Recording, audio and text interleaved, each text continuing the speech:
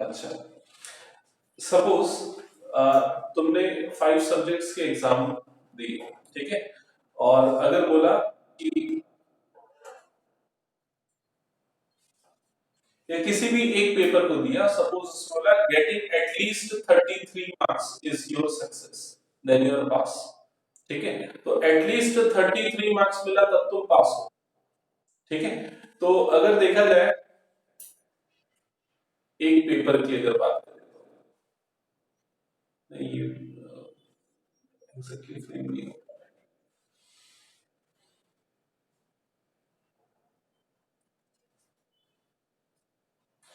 5, suppose तुमने 2 subject के paper दिए, ठीक है, दोनों में से किसी भी एक पेपर में एटलीस्ट 33 मार्क्स अगर तुम लाते हो तो तुम पास हो। समझ में आ रहा है? दोनों में से किसी भी एक पेपर में अगर एटलीस्ट 33 मार्क्स लाते हो तो तुम पास हो। तो अगर तुम दोनों में 33 या उससे ज्यादा लाओगे तो पास होगे, किसी भी एक में 33 या उससे ज्यादा लाओगे तब भी पास होगे। समझ में आ रही है चीज? तो ऐसा तो नहीं बोल सकते कि 2 बार पास हो, यही काउंट होगा ना कि तुम पास हो गए, वो एक ही काउंट होगा ना कंडीशन के अकॉर्डिंग। वैसे यहां पर भी कंडीशन ये है कि एटलीस्ट वन डैश शो 6, मतलब कम से कम एक डैश 6 शो करना चाहिए। तो अगर एक करेगा तब भी सक्सेस है, दो करेगा तब भी सक्सेस है। ठीक है, तो इसीलिए मैक्सिमम नंबर ऑफ सक्सेस यहां पर 1। लेकिन प्रीवियस केस में वो कंबाइंड नहीं था, वहां पर दोनों के लिए ये दोनों डाइस के कॉम्बिनेशन के साथ सक्सेस डिफाइंड नहीं था, वो इंडिविजुअल सक्सेस था। एक्चुअली ये तो सक्सेस है तो इसको इंडिपेंडेंट डिपेंडेंट नहीं बोल सकते, वो इवेंट्स होते हैं इंडिपेंडेंट डिपेंडेंट। लेकिन ये बोल सकते हैं कि यहाँ पर सक्सेस जो है ना, दोनों बार थ्रो करने, डाइस को थ्रो करने के ऊपर डिपेंड करता है। लेकिन वहां पर जो सक्सेस डिफाइन था वो दोनों बार थ्रो करने पे अलग अलग डिफाइन था। मतलब पहले बार में भी सक्सेस फेल हो सकता है, दूसरे बार में भी सक्सेस फेल हो सकता है, लेकिन यहाँ पर दोनों थ्रो के बाद डिसाइड हो रहा था कि सक्सेस होगा या फेल होगा। समझ में आई ये चीज? जैसे कि अगर मान के चलो, मैं जो तुमको सब्जेक्ट वाला एग्जांपल दे रहा था, मान के चलो तुम 2 सब्जेक्ट का पेपर देते हो, दोनों सब्जेक्ट में से अगर पहला बोला कि दोनों सब्जेक्ट में किसी भी सब्जेक्ट में 33 प्लस आया तो तुम पास हो। तो पहले में भी अगर 33 प्लस आया तो पहले सब्जेक्ट में पास, दूसरे में भी 33 प्लस आया तो दूसरे में पास, तो 2 सब्जेक्ट में पास हो। और अगर मैंने कंडीशन बोला कि दोनों में से किसी भी एक में अगर 33 प्लस आया तो तुम पास हो, तो तुम एक ही बार पास हो गए। समझ में आ रही है ये चीज? तो उस समय तुम पास का क्राइटेरिया अलग है, लेकिन इस कंडीशन में पास का क्राइटेरिया अलग है। तो वैसा ही सिचुएशन यहाँ पर भी सक्सेस के साथ। ठीक है, ओके, सो ये यहाँ पर सेकंड पार्ट थोड़ा सा ट्रिकी था। नेक्स्ट क्वेश्चन पे आते हैं। नेक्स्ट क्वेश्चन क्या है? क्वेश्चन है, from a lot of 30 bulbs which include 6 defective, a sample of 4 bulb is drawn at random with replacement।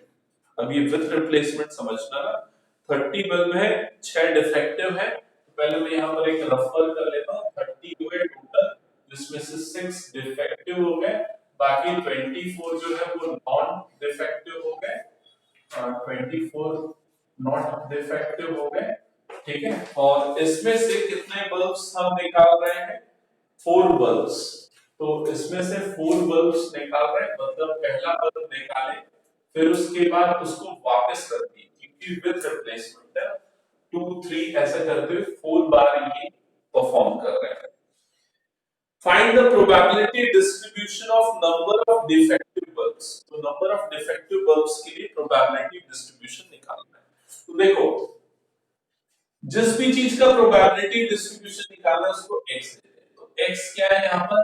Number of defective bulbs. ठीक है, तो x की पॉसिबल वैल्यूज क्या क्या हो सकती है इसका, बताओ क्या क्या हो सकती है?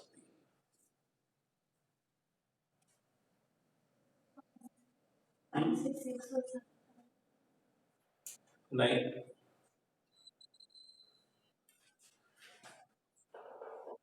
तुम लोग सामने बोर्ड पे देखो ना, बोर्ड पे देखो सब। 30 बल्ब थे, 6 डिफेक्टिव, 24 नॉन डिफेक्टिव। क्या कर रहे हैं, 4 बल्ब्स एक एक करके निकाल रहे हैं विद रिप्लेसमेंट। तो x की possible value, x number of defective, बताओ सोचो फिर से। नहीं, x प्रोबेबिलिटी नहीं है, x number of defective bulb है।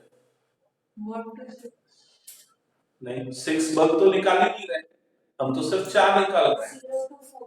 करेक्ट। तो x की पॉसिबल वैल्यू क्या हो सकती है? हो सकता है एक भी डिफेक्टिव ना निकले, तो 0 डिफेक्टिव। हो सकता है एक डिफेक्टिव निकले तो 1 2 3 4। समझ में आ रही है चीज? चारों नॉन डिफेक्टिव निकले, एक डिफेक्टिव, तीन नॉन डिफेक्टिव, दो डिफेक्टिव, दो नॉन डिफेक्टिव, इस तरह से आपको समझना।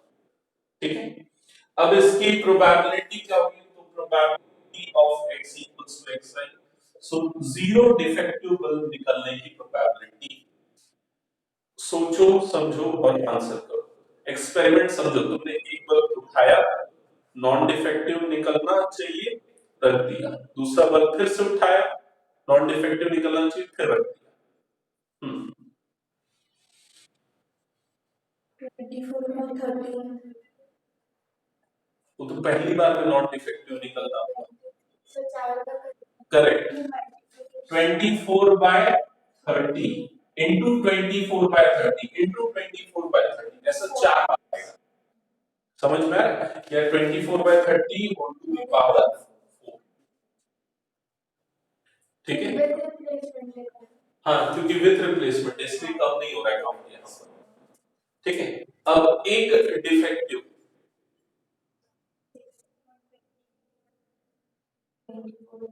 अब इसमें इसमें ना थोड़ा सा, इसमें सारे पॉसिबल केसेस बनेंगे, यहाँ पर देखना कंफ्यूजन बढ़ेगा थोड़ा सा।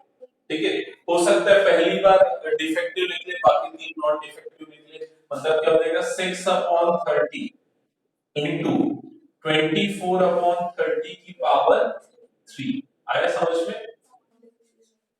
ठीक है, फिर प्लस के बाद फिर वैसे 24/30 इंटू 6/30 इंटू 24/30 इंटू 24/30। अरे समझ में गई? हाँ, एक बार फर्स्ट में, फिर एक बार सेकंड वाली पोजीशन, एक बार थर्ड वाली, एक बार फोर्थ। तो ओवरऑल यही चीज 4 बार रिपीट होगी। यही चीज जो है 4 बार रिपीट होगी, या फिर इसको हम क्या कर सकते हैं, होल इनटू 4 कर सकते हैं। आया समझ में ये क्यों ऐसा हुआ?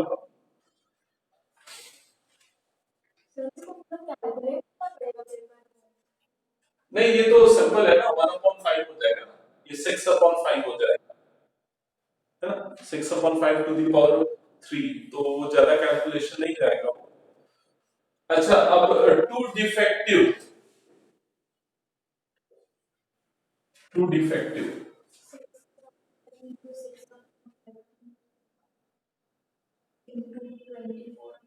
देखो, ये फिर वो HHHT वाला जैसा केस बनता था ना, वैसा केस बनेगा। ठीक है, तो डिफेक्टिव को डी से और नॉन डिफेक्टिव को एच से रिप्लेस, तो देखते हैं कितने पॉसिबल केसेस बनेंगे। दो डिफेक्टिव, दो नॉन डिफेक्टिव, हो सकता है पहला डिफेक्टिव, दूसरा डिफेक्टिव, बाकी दोनों नॉन डिफेक्टिव। ठीक है, या DNND ये हो सकता है, या NNDD ये हो सकता है। ठीक है, और क्या क्या हो सकता है? और बताओ, DNDN, और क्या हो सकता है? NDND, और कुछ मिस हो रहा है क्या? 5 हो गए क्या? नहीं नहीं, सिर्फ दो डिफेक्टिव नॉन डिफेक्टिव है ना, तो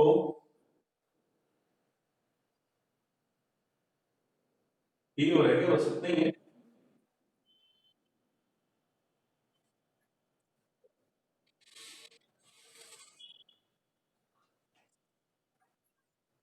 5 होगा, 5 होगा क्या? 2 टू द पावर 4 16, तो ये 1 हो गया, ये 1 हो गया, 2, इसमें 4 4 8 8 प्लस 2 10, नहीं 6 होगा, एक कुछ मिस हो रहा है, 6 होगा। सोचो तो क्या मिस हो रहा है? हाँ, NDDN। ठीक है, कैसे पता चला 6 होगा? इसके पीछे पीछे का लॉजिक समझना, ठीक है। जैसे वो एच एच वाला जो तुमने एक बनाया था ना, उसमें 16 बना था, याद है तुम लोगों को? 16 ऑल पॉसिबल आउटकम बनेगा, तो एग्जैक्टली यहाँ पर भी वही 16 ऑल पॉसिबल आउटकम, इसका 1 बनेगा, उसका लास्ट वाले का 1 बनेगा, और बाकी इसका अलग अलग, इसका 4, इसका 4 और इसका 6, ऐसा काउंट होता है, ठीक है। तो इसको जब कैलकुलेट करने जाओगे तो फिर वो बड़ा कैलकुलेशन होगा, समझ रहे हो? तो वो कैलकुलेशन कैसे करोगे, सारे पॉसिबल केसेस देखकर करोगे, या फिर किसी भी एक को निकाल के मल्टीप्लाई बाय क्या कर दो, 6 कर दो, तो किसी भी एक को निकाल के मतलब डी डी डिफेक्टिव डिफेक्टिव मतलब क्या हो जाएगा, 6 अपॉन 30 का स्क्वायर इनटू 24 अपॉन 30 का स्क्वायर और इनटू क्या आ जाएगा यहाँ पर 6। आया समझ में? अब 3 डिफेक्टिव वाले का बताओ क्या आएगा, 3 डिफेक्टिव, हाँ क्या बोल रहे हो, 6 अपॉन 30 का क्यूब इंटू 24 अपॉन 30, नहीं उसकी पावर तो 1 ही होगी, क्योंकि एक ही नॉन डिफेक्टिव है ना, ठीक है। इंटू 4 होगा, होल इंटू 4 होगा, ये हो सकता है, समझ में? होल इंटू 4 क्यों होगा? सिद्धि नहीं है कि समझ में होल इंटू 4 क्यों होगा, क्योंकि 3 डिफेक्टिव होने की प्रोबेबिलिटी निकाल रहे हैं ना, तो क्या हो सकता है, D D D N, D D D N D, समझ में? इस तरह से 4 होंगे ना पॉसिबल केसेस, तो इसीलिए इंटू 4 किया, ठीक है। अब लास्ट वाले का बताओ क्या हो जाएगा,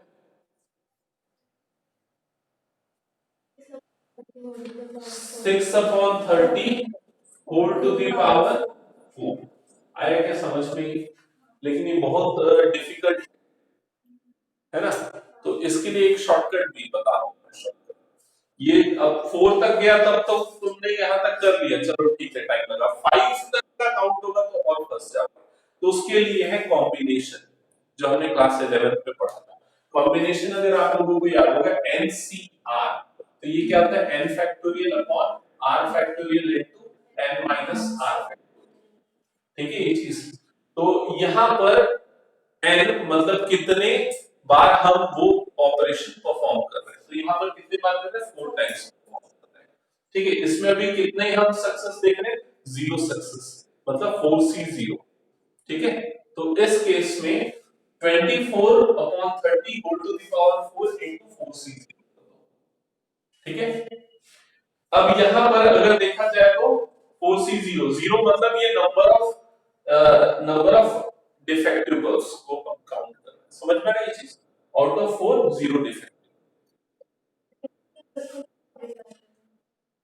किसको लिखना है, 4C0, इसमें मल्टीप्लाई कर, मैं इसको बता रहा हूं, इसका ट्रिक बता रहा हूं कैसे करें। ऊपर वाले पार्ट को भूल जाओ, जो भी हमने प्रोबेबिलिटी निकाली उसको भूल जाओ, अब जो नया तरीका है ये पूरा कैलकुलेशन से बचने का मैं बता रहा हूं, समझो। देखो क्या करना है, नंबर ऑफ डिफेक्टिव बल्ब्स के लिए आपको प्रोबेबिलिटी निकालना है, बहुत सारे केसेस हो रहे हैं, तो यहां पर हम क्या करेंगे, कॉम्बिनेशन कैसे अप्लाई करेंगे, number of defective bulb, 0 defective, तो 0 डिफेक्टिव के केस में चारों क्या होगा, नॉन डिफेक्टिव, तो चारों नॉन डिफेक्टिव हो जाएगा 24 upon 30 to the power 4 into 4C0, ये कर दो। अब अगर 1 डिफेक्टिव है तो 1 डिफेक्टिव की प्रोबेबिलिटी, जो सिंपल प्रोबेबिलिटी क्या होगी, 6 upon 30 into 24 upon 30 whole to the power 3 into 4C1 आ जाएगा यहां पर 1 डिफेक्टिव बल्ब। इसका चाहिए तो क्या करोगे, 6 अपॉन 30 का स्क्वायर इनटू 24 अपॉन 30 का स्क्वायर इनटू 4C2 आ जाएगा यहां पर, समझ में आ रहा है? ये मैं क्या बता रहा हूं, ये जो आपने z यहां पर 1 था, यहां पर 4 से मल्टीप्लाई किया, यहां पर 6 से मल्टीप्लाई किया, यहां से 4 से ये हमने कैसे निकाला, ये मैनुअल कैलकुलेशन से निकाला, तो वो नहीं करके डायरेक्टली कॉम्बिनेशन अप्लाई करके वो कोएफिशिएंट्स आप निकाल सकते, ये बताना चाह रहा हूं, समझ में आया कि नहीं ये चीज? अगर ये 4 वाले केसेस में आपको एक एक काउंट करना पड़ा, फिर आपने देखा कि इनटू 6 आएगा, इनटू 4 आएगा, चीज आप सीधा वो कोफिशिएंट सीधा आप यहां से निकाल सकते हैं। क्लियर है ये चीज? ठीक है। एक आधा और एग्जांपल लूं क्या इसमें, ऐसा वाला मेरे ख्याल से आगे होकर उसमें देख लेंगे। ये कैलकुलेशन देख लेना बाद में जो भी है।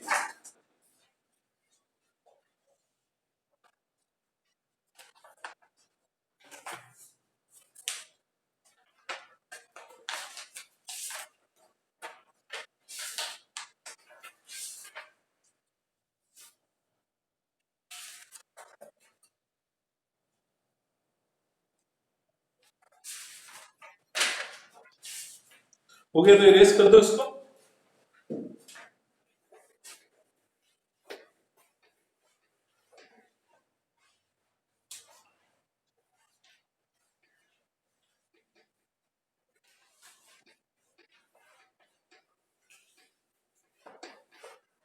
ओके, तो नेक्स्ट क्वेश्चन पे आते हैं, question number 7। A coin is biased so that the head is 3 times as likely to occur as tail. If the coin is tossed twice, find the probability distribution of tails. तो पहले coin की bisect समझो। The head is 3 times as likely to occur as tail, मतलब head के आने की probability tell के आने की प्रोबेबिलिटी की 3 times। यही है ना इस स्टेटमेंट का मतलब। probability of occurrence of head is 3 times the probability of occurrence of tail। ठीक है। ओके, अब इसमें इससे आप क्या कर सकते हो, इससे दोनों की प्रोबेबिलिटी निकाल सकते हो, हेड और टेल आने की प्रोबेबिलिटी कैसे निकाल सकते हैं, क्योंकि पता है हेड आने की प्रोबेबिलिटी और टेल आने की प्रोबेबिलिटी का सम कितना होता है, 1 होता है। ठीक है, तो P of H की जगह पे ये लिख दो 3 times probability of T plus probability of T is equals to 1। तो 4 times probability of tail equals to 1, तो probability of tail is equals to क्या हो जाएगा, 1/4। समझ में? तो probability of tail अगर 1/4 है तो probability of head क्या हो जाएगा, 3/4, 3 times of this। समझ में आई ये चीज?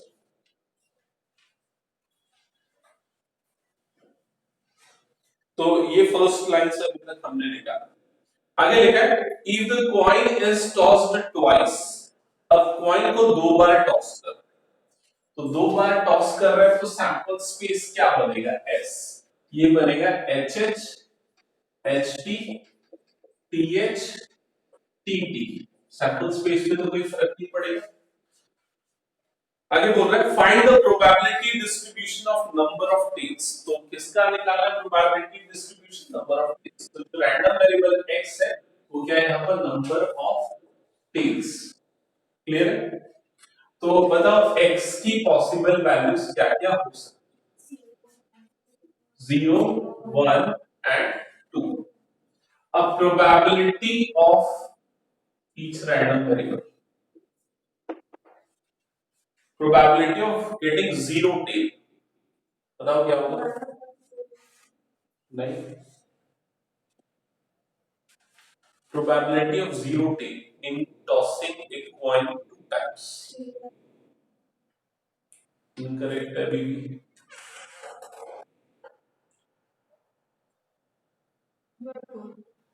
नहीं, 1/4 नहीं, इसकी 0 टेल आने की प्रोबेबिलिटी, लोग एक्सपेरिमेंट को ना प्रैक्टिकली नहीं सोचते। पहली बार कॉइन को टॉस किया, टेल नहीं आया तो क्या आया, हेड आया, मतलब पहली बार हेड आया, फिर टॉस किया फिर हेड आया, तो 0 हेड 0 टेल, दोनों हेड। Correct, 3/4 into 3/4। पहली बार टॉस किया टेल नहीं आया, मतलब ऑब्वियसली क्या आया, हेड आया। तो पहली बार हेड आने की प्रोबेबिलिटी कितनी होगी, 3/4। फिर से हेड आने की प्रोबेबिलिटी कितनी होगी, 3/4। तो ये क्या होगा, 3/4 into 3/4। आया समझ में? दोनों बार हेड आया मतलब 0 टेल आया। अब ये वाला बताओ, प्रोबेबिलिटी ऑफ 1 टेल।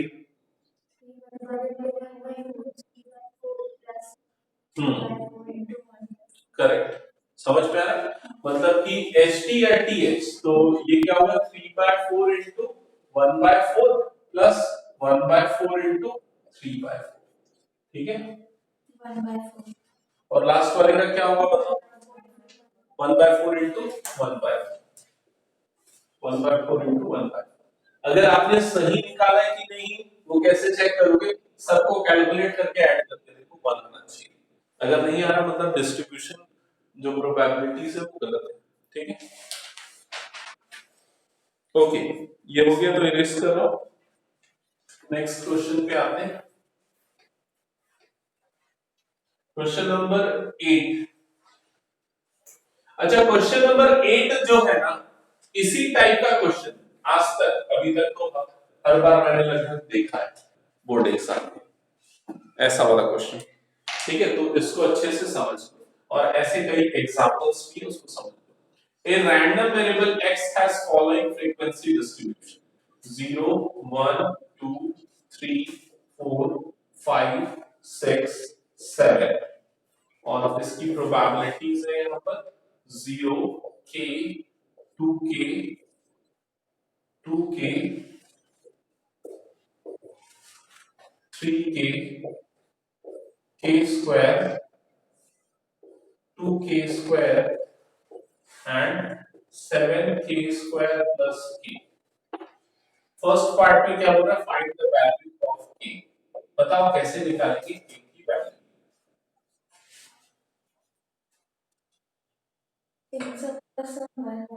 करेक्ट, सबका सम क्या होगा? 1 होगा। तो इन सबको ऐड करके इक्वल्स टू 1 लिख दो। तो k plus 2k plus 2k plus 3k plus k square plus 2k square plus 7k square plus k equals to 1। आया समझ में? फर्दर सिंपलीफाई कर एक क्वाड्रेटिक इक्वेशन करेंगे, बताओ क्या है वो क्वाड्रेटिक?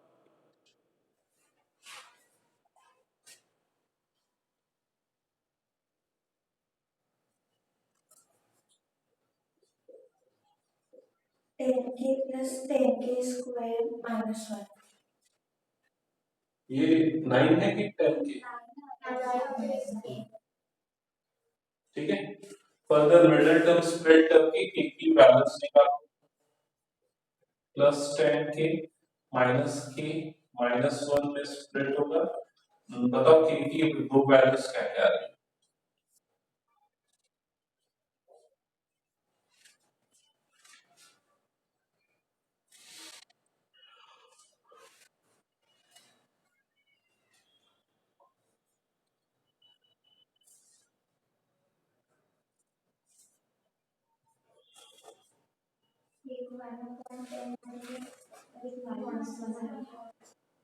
और दूसरी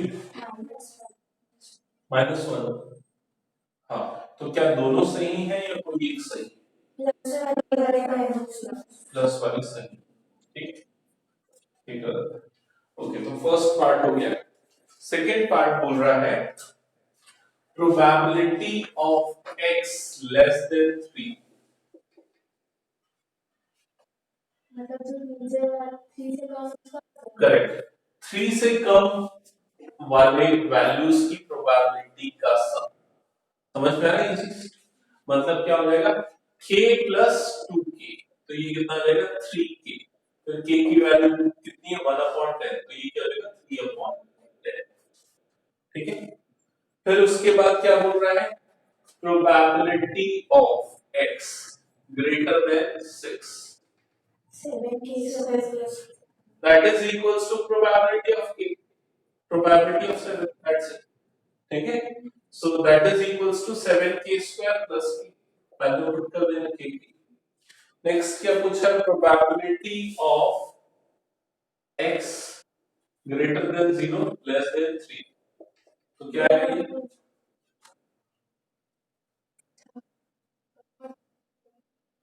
probability of 1 plus probability of 2, तो ये क्या हो जाएगा? k प्लस 2k, मतलब ये भी कितना आ जाएगा? 3, ठीक है।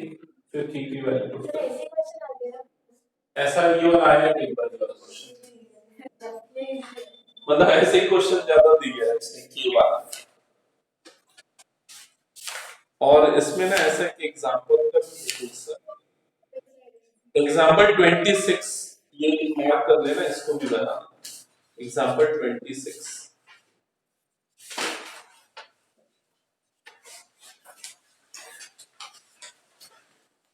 जो इसके पहले जिसमें परेशान हो रहे थे ना वैसे वाले क्वेश्चन के आने के चांसेस कम रहते हैं। इसमें प्रोबेबिलिटी से ये वाला एक आता है और दूसरा जो आता है वो बेस थ्योरम आता है। और कंडीशनल प्रोबेबिलिटी या इंडिपेंडेंट इवेंट्स पे बेस्ड 1 मार्क का क्वेश्चन।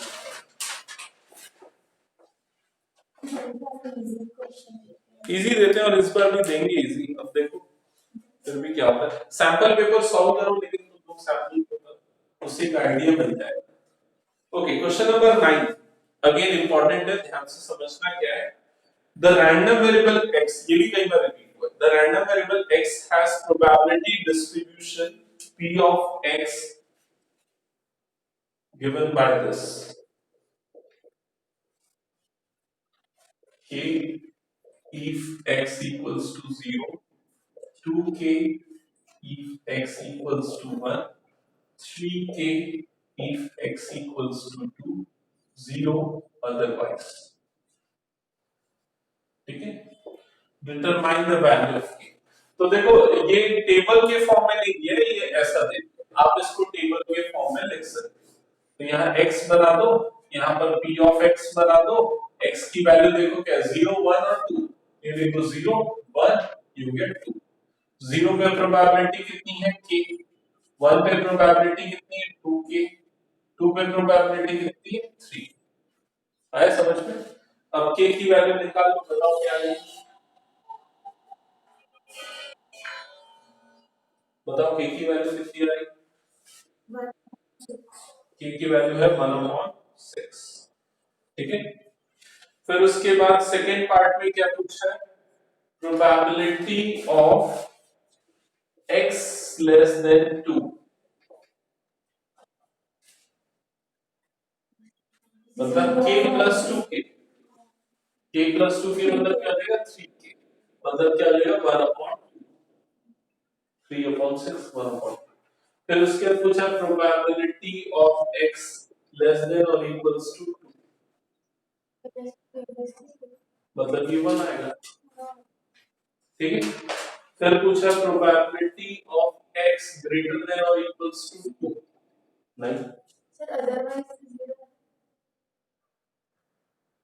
इक्वल टू भी है ना, तो प्रोबेबिलिटी ऑफ 2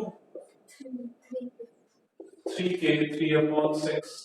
ठीक है, समझ गए। एक एग्जांपल जो भी मैंने बोला उसको भी एक बार देखो तो बना दो उसको। एग्जांपल 26 वो भी इसी टाइप का।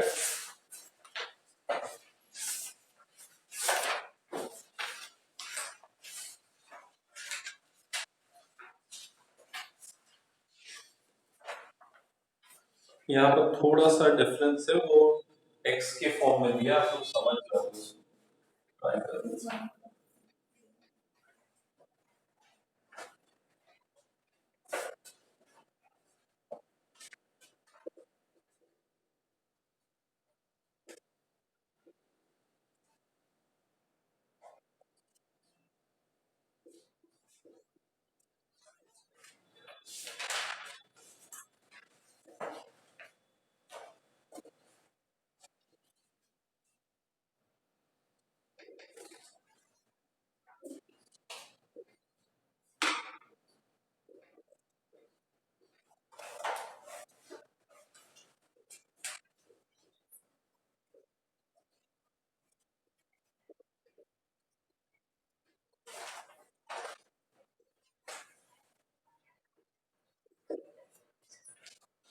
X denote the number of hours you study during randomly selected school day.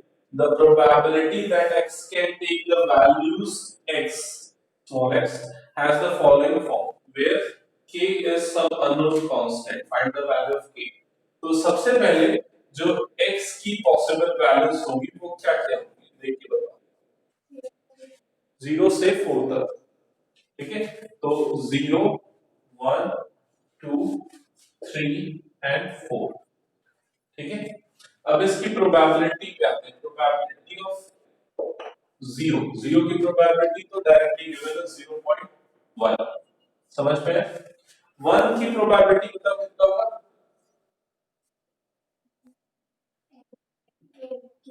k,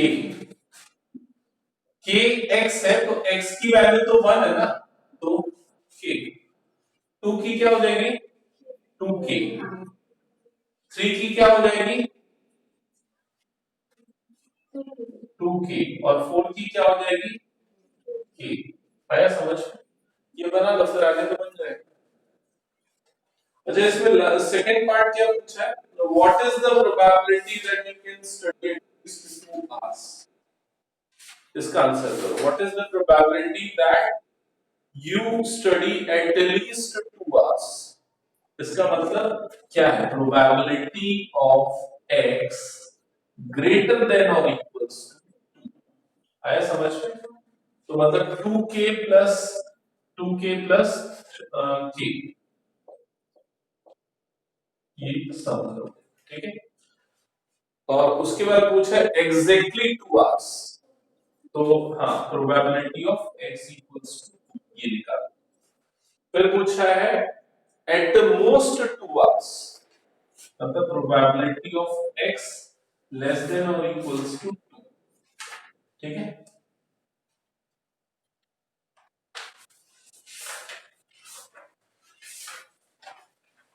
okay. Next question पे आते हैं। क्वेश्चन नंबर 9 तक हम देंगे, क्वेश्चन नंबर 10 देखते हैं।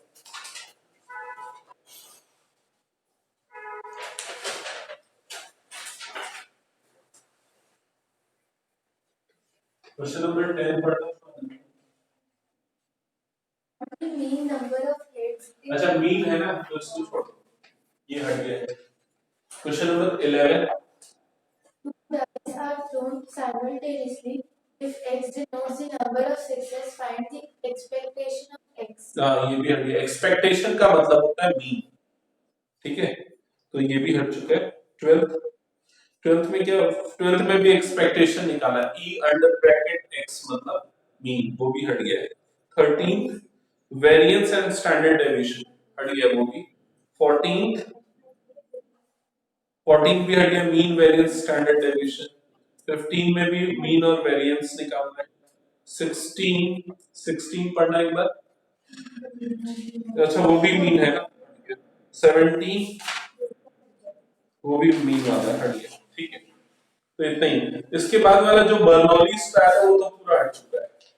बर्नौलीज डिस्ट्रीब्यूशन, बर्नौली स्टार वो तो है ही नहीं, तो 13.5 पूरा कट। ठीक है, तो अब इस चैप्टर से इंपॉर्टेंट चीजें, 3 चीजें याद रखना, बिल्कुल मत छोड़ो उसके क्वेश्चन। इंडिपेंडेंट इवेंट्स के क्वेश्चंस, बेस थ्योरम के क्वेश्चंस, और ये प्रोबेबिलिटी डिस्ट्रीब्यूशन के ये के वाले क्वेश्चंस। ठीक है, नेक्स्ट क्लास में हम फिर मिसलेनियस सॉल्व करके कंप्लीट कर देंगे। Thank you.